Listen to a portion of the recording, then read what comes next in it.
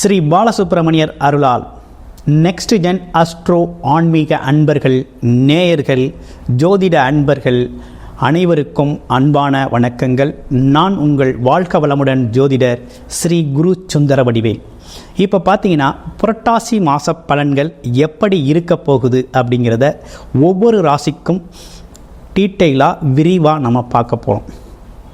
என்ன செய்யலாம், என்ன செய்யக்கூடாது, என்ன விதமான வழிபாடுகள் மிகச் சிறந்ததாக இருக்கும், நட்சத்திர பலன்கள் எப்படி இருக்குது அப்படிங்கிறத பொறுத்து நம்ம அதையும் டீட்டெயிலாக பார்க்க போகிறோம்.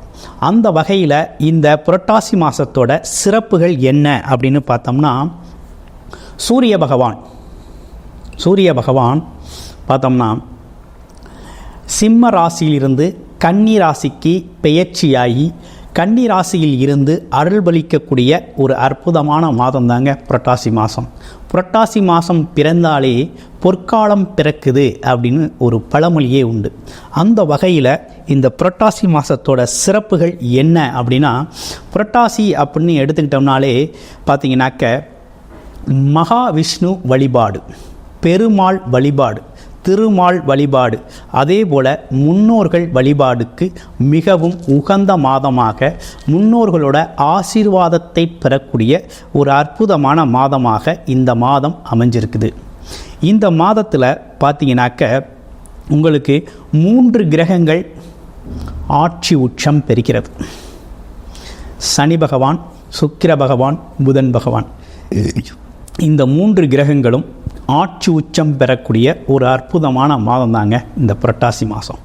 இந்த புரட்டாசி மாதம் எப்போ ஆரம்பிக்குது அப்படின்னு பார்த்தோம்னா, குரோதி வருடம் 2024 செப்டம்பர் 17ஆம் தேதி பௌர்ணமி திதியில் இந்த புரட்டாசி மாதம் அப்படிங்கிறது ஆரம்பிக்குது. இந்த புரட்டாசி மாதத்தை பொறுத்த வகையில் பல்வேறு விதமான விசேஷங்கள் உண்டு. அதாவது பெருமாள் வழிபாடு, நவராத்திரி பூஜை அப்படிங்கிற ஒரு விஷயம்லாம் சிறப்புக்குரியதாக இருக்குது.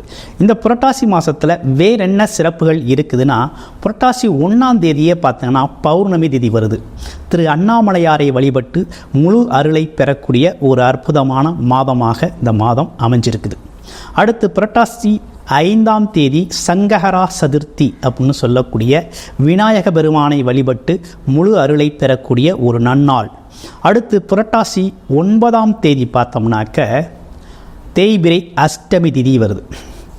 கடன் பிரச்சனைகளிலிருந்து விடுதலை அடைவதற்கு ஸ்ரீ பைரவரை வழிபடக்கூடிய ஒரு அற்புதமான நன்னாள். அடுத்து புரட்டாசி 14ஆம் தேதி அப்படின்னு எடுத்துக்கிட்டோம் அப்படின்னு கேட்டோம்னாக்க பிரதோஷ வழிபாடு, எம்பெருமான் சிவனை வழிபடக்கூடிய ஒரு அற்புதமான நன்னாள். அடுத்து புரட்டாசி 16ஆம் தேதி பார்த்தீங்கன்னா மகாலய அமாவாசை திதி வருது. இந்த அமாவாசை திதி அப்படிங்கிறது, புரட்டாசி மாதத்தில் வரக்கூடிய அமாவாசை அப்படிங்கிறது முன்னோர்கள் பித்திருக்கள் சாபம் நீக்கக்கூடிய ஒரு அற்புதமான அமாவாசை திதி. இந்த அமாவாசை திதியில் குலதெய்வ வழிபாடு, முன்னோர் வழிபாடு, பித்திருக்கள் வழிபாடு செய்கிறது மூலமாக நம்ம பேரருளை பெறக்கூடிய ஒரு நல்ல நாளாக இந்த நாள் இந்த புரட்டாசி மாதத்தில் அமைஞ்சிருக்கு. அடுத்து புரட்டாசி 17 அப்படிங்கிறது நவராத்திரி ஆரம்பமாக இருக்குது. புரட்டாசி 25 சரஸ்வதி பூஜை அப்படிங்கிறது விஷயம், ஆயுத பூஜை, சரஸ்வதி பூஜை அப்படிங்கிற விஷயம்லாம் தொடங்க ஆரம்பிச்சிருச்சு. அடுத்து பாருங்கள், இந்த மாதத்திலே 2 பௌர்ணமி திதி வருது. புரட்டாசி 1ஆம் தேதி ஒரு பௌர்ணமி திதி, அடுத்து புரட்டாசி 31ஆம் தேதி ஒரு பௌர்ணமி திதி வருது. இது ரெண்டுமே பார்த்திங்கன்னா திரு அண்ணாமலையாரை வழிபடக்கூடிய, அதுவும் பார்த்திங்கன்னா அம்மனை வழிபடக்கூடிய, அண்ணாமலையாரை வழிபடக்கூடிய மிகவும் அற்புதமான நல்நாள். கிரிவலம் சென்று முழு அருளை பெறலாம். அற்புதமான நன்னாளாக இந்த மாதம் அமைஞ்சிருக்குது.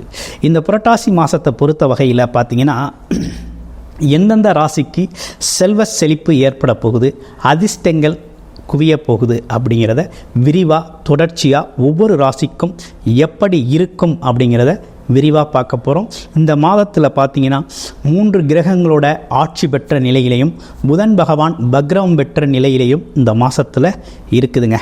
இப்படிப்பட்ட சூழ்நிலைகளில் இந்த புரட்டாசி மாதத்தில் பெருமாள் விஷ்ணு பகவானை வழிபடக்கூடிய இந்த புரட்டாசி மாதத்தில் சனி பகவான் ராகு கேதுக்களோட பாதிப்புகள் இருக்குது அப்படின்னா முழு பாதிப்பையும் நீக்கக்கூடிய, அந்த பாதிப்புகள்லேருந்து விடுபடக்கூடிய ஒரு அற்புதமான நல்ல ஒரு சிறப்புக்குரிய மாதம் அப்படிங்கிறது புரட்டாசி மாதம்தான்.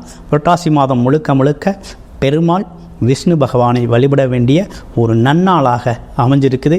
இதில் உங்களுடைய ராசிக்கு என்ன விதமான அதிர்ஷ்டம், செல்வ செழிப்பு, குடும்பத்தின் மகிழ்ச்சி எப்படி இருக்குது அப்படிங்கிறத விரிவாக பார்க்கலாம் வாங்க. துலாம் ராசி எப்படி இருக்கும் இந்த புரட்டாசி மாதம் அப்படின்னு பார்க்குறோம். இப்போ அந்த வகையில் பார்த்தோம்னா துலாம் ராசி அப்படின்னா காலச்சக்கரத்தின் 7வது ராசி தாங்க துலாம் ராசி. துலாம் ராசியை பொறுத்தவரையில் சுக்கிரன் தான் ஆட்சி அதிபதி. அதே நேரத்தில் துலாம் ராசி நீதி நேர்மை அப்படிங்கிற ஒரு விஷயத்துக்கு முன்னுதாரணமாக இருக்கக்கூடிய ஒரு ராசி தான் துலாம் ராசி. எப்பேற்பட்ட சூழ்நிலையும் தவறை தட்டி கேட்கக்கூடியவர்கள் நம்ம துலாம் ராசி அன்பர்கள். அப்போ துலாம் ராசியை பொறுத்த வகையில் என்ன விதமான புரட்டாசி மாதத்தில் என்ன விதமான செயல்பாடுகள் இருக்கும், கிரக மாற்றங்கள்லாம் எப்படி இருக்குது அப்படின்னு பார்க்க போகிறோம். இப்போ புரட்டாசி மாதத்தை பொறுத்த வகையில் சுக்கிரன் பார்த்திங்கன்னா ராசியிலே ஆட்சி பெறுறார். ராசிநாதன் ராசியிலே ஆட்சி பெறக்கூடிய ஒரு நல்ல அமைப்பு தான் ஏற்பட்டிருக்கு. இந்த மாதிரி அமைப்பு அப்படிங்கிறது என்ன மாதிரி பலனை கொடுக்கும் அப்படின்னா, ஒரு வேலை, தொழில், வருமானம், எடுத்துக்கொண்ட செயலில் வெற்றி, உடல் ஆரோக்கியம், மன ஆரோக்கியம் அனைத்துமே வெற்றி பெறக்கூடிய ஒரு நல்ல அமைப்பு தாங்க இந்த காலகட்டத்தில் உங்களுக்கு ஏற்பட்டிருக்கு. ஆமாம், ஆச்சரியப்படும் வகையில் புரட்டாசி மாதத்தில் உங்களுக்கு வேலை, தொழில், வருமானம் அப்படிங்கிறதெல்லாம் செட் ஆக போகுது. ஆமாம், வேலை கிடைக்கல, தொழில் நல்லா இல்லை, வியாபாரம் நல்லா இல்லை, ஆமாம் ஒரு முன்னேற்றம் இல்லை, கஷ்டத்தை மட்டுமே பார்த்துக்கிட்டு இருக்கேன், மன உளைச்சலில் இருக்கிறேன் அப்படிங்கிறவங்களுக்கெல்லாம் ஒரு நல்லதொரு மாற்றம் ஏற்படக்கூடிய காலம். நல்லதொரு மாற்றம் அப்படிங்கிறது முன்னேற்றம் தரக்கூடிய காலம் அப்படின்னு எடுத்துக்கங்க. இது ஒரு பொற்காலம், உங்களுக்கான காலம். இந்த காலத்தை நீங்கள் பயன்படுத்திக்கலாம்.